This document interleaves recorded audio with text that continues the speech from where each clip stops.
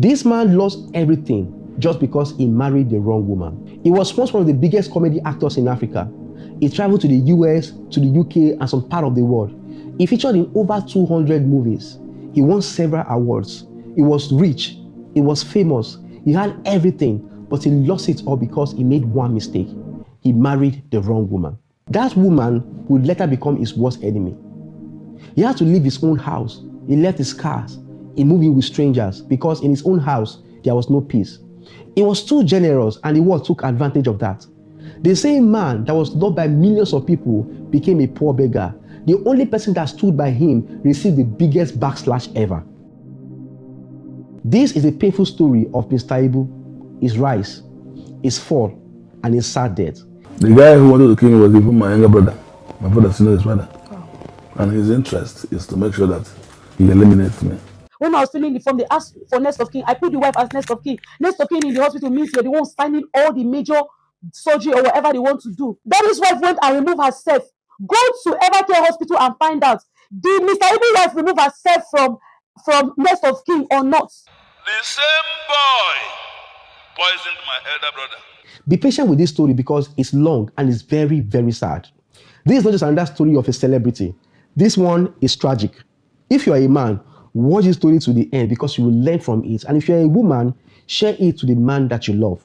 Because this is not just a story of a man who made the world laugh, but a man who was crying inside. And the painful truth, nobody cared. For years, people laughed at his movies. They copied his jokes. They watched his face and smiled instantly. But the man behind the comedy was going through hell. Let me take you back to the beginning. He was born John Ikechukwu Okafor in 1961 in a small village in Enugu State, Nigeria. He grew up poor, yes, very poor. After secondary school, he lost his father. And that was the end of his education. No university degree, no support. So he packed his small bag and moved to Sapele, Delta State, Nigeria to hustle. He did everything. He sold firewood. He worked in bakery. He became a hairdresser. He was a butcher, and even worse, he washed dead bodies in mortuary. Yes, Mr. Ibu once worked in a mortuary just to survive. He once said, the only thing that kept me going in those days was hope. One of the reasons why Mr. Ibu became a comedian was because his real life was too painful, so comedy became an escape for him. In 1997, life started to change a little bit. He was finally getting small acting roles. He was no longer selling firewood. He was now chasing a dream in Nollywood, doing small roles, helping on set, taking jobs from here and there, and taking any job that comes his way. And in the middle of that struggle, he became a father. He had a baby boy, his first child, his joy. He was so happy about that child. He would later say, that boy was my world. Everything I did for him. But what happened next would break his heart forever. One afternoon, the boy was playing, laughing, eating, and suddenly he started crying, vomiting, screaming in pains. They rushed him to the hospital. Doctors tried everything, but within few hours, the boy died. The hospital said it was food poisoning, but till today, nobody knows really what happened. Who gave him the food? Where did it come from? Was it a mistake or was it intentional? Mr. Ibu said he had reason to believe someone poisoned the boy deliberately because at that time, his career was just starting to rise. He said maybe someone didn't want to see me happy. I cried like a baby. I begged God to take me instead. That day broke him. He left acting for a while. He became depressed. He couldn't sleep. He couldn't eat. He said something painful. He said, my spirit left me. He blamed himself because at that time he was on a movie set trying to hustle, trying to provide, but in the process, he lost his child. And one of the biggest regrets was, I was chasing my dream. I couldn't protect my own child. Just imagine coming home after a hard day and meet your own child lifeless. That kind of pain, it never leaves. After the death of his son, Mr. Ibu started suspecting something deeper. He believed his life was under spiritual attack. He said, the forces that didn't want to see me shine came from my first son. He started moving with caution. He began visiting pastors. He stopped trusting people. He said, many people around me are fake. They smile in front of me, but they were planning evil behind me. From that moment, Mr. Ibu became overprotective of every other of his child. He had several kids, but he rarely showed them in public. He kept them away from the camera, away from social media. Anytime you ask him about the child he lost, he would go quiet. His smile would vanish. He would look down and simply say, let's not talk about that. That was how deep the wound was. In the midst of all these things, He also lost his mother. But guess what? He could not even attend a burial properly because at that time he was on a movie set again, trying to make money. But despite all the pain, something unexpected happened.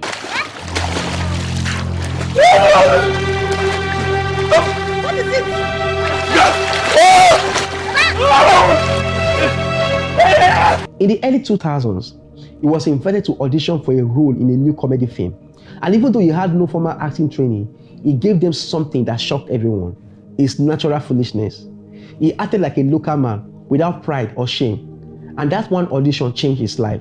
They gave him a lead role in the movie Mr. IBU in 2004, alongside a small but mighty actor, Osita Iheme, aka Popo. And boom, that movie became a global success. Papa, when I grow up, I want to be a driver.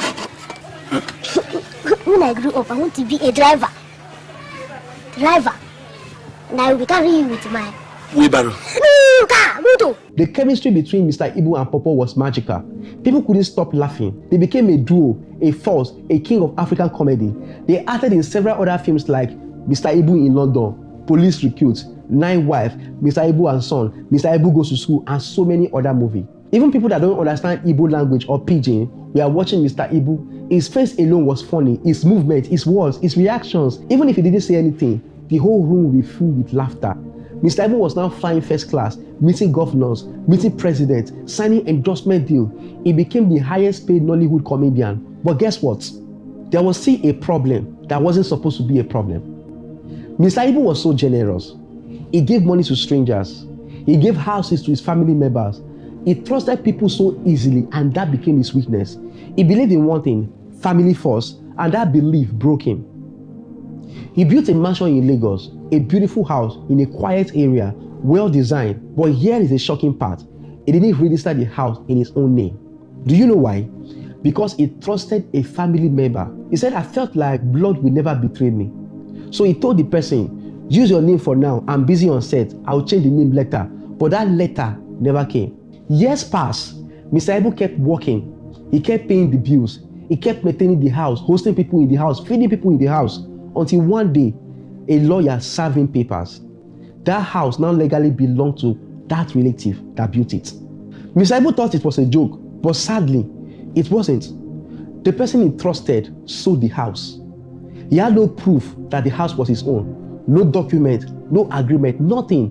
And just like that, that house was gone. Could you imagine that? You build a house, but legally, you didn't own it. And what did Mr. Ibu do? Did he arrest the person? Did he fight? Did he go to court? No. He said, "I can't arrest my own blood. What will I tell my mother? What will I tell the village?" So he walked away from his own house. From that day, Mr. Ibu began to move from place to place. He had no real home. And that decision would not just cost him his comfort, but it might later cost him his life. After some time, he was able to build another house. He started trusting his wife with finances, his bank cards, his ATM pins, everything. But later, his wife started withdrawing his money behind his back. In 2020, Mr. Ibu said something even worse. He said, "My wife wants to kill me."